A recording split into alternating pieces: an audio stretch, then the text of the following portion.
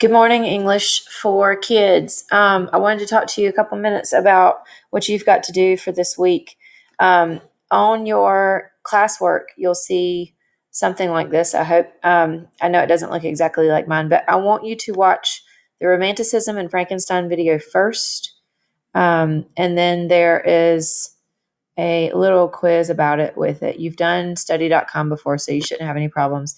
And then the Frankenstein unit video, that's me going through a PowerPoint, and there is a response that you need to make. You need to list 3 things that you learned about Romanticism, Frankenstein, or Mary Shelley that you did not know before. They have to come directly from my video, things that I say, or things that you find in the PowerPoint. You need to respond to them here. And then you can choose the articles that you want to read in which order, but I wanted to talk to you about Actively Learn and News ELA that you have to use. So when you go into Actively Learn, mine is the teacher setting, so it's going to look a little bit different, but I wanted to show you what you're going to be doing with it. So you will, this is obviously like what I see, but what you see, let me see if I can see that. I can't see it from your view, but basically this screen over here on the left is what you will see. And you answer the question, read the stuff. So you're going to read this article. There will be little side notes that you can click on, and then you will read the questions, answer the questions. If you click on these little gold things, it'll tell you little notes that have to do with that. So finish the article and then read each question and answer that. Make sure that you answer in complete sentences and explain your answers. That is important. If you don't explain what you mean, sometimes I can't see that you understand what the question is asking or how to answer it. So like when it says use evidence and examples, make sure you do that. And also it says compare and contrast the ideas presented in this article with modern day depictions of people living after the dead. So you can use any example from a movie, from a video game, from TV, from anything that you know about people living after death.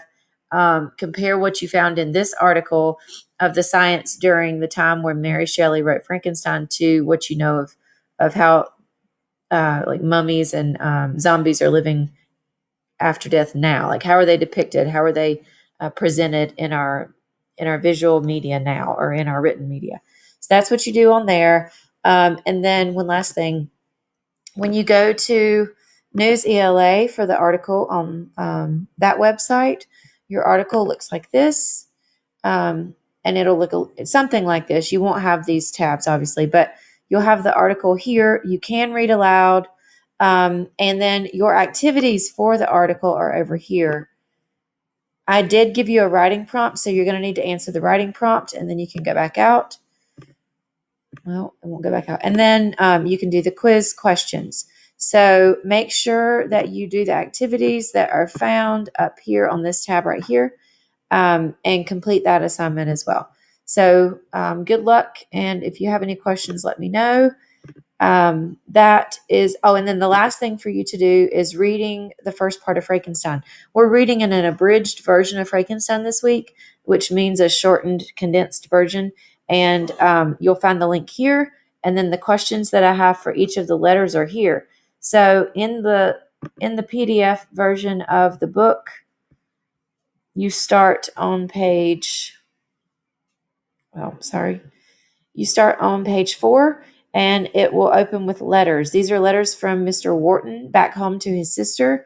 And on the classwork, on the on the document where I asked you about your reading, I've broken them down into the letters. So if you'll see here, this is one letter that he wrote home to his sister, and it ends there. So the questions that you find right here for letter number 1, that is for the first letter. So I labeled them by when they were written so that you can make sure that you line them up with what you read. So good luck, and please text me, email me, message me if you have any questions. Please don't wait until Friday night, because I cannot help you at that point.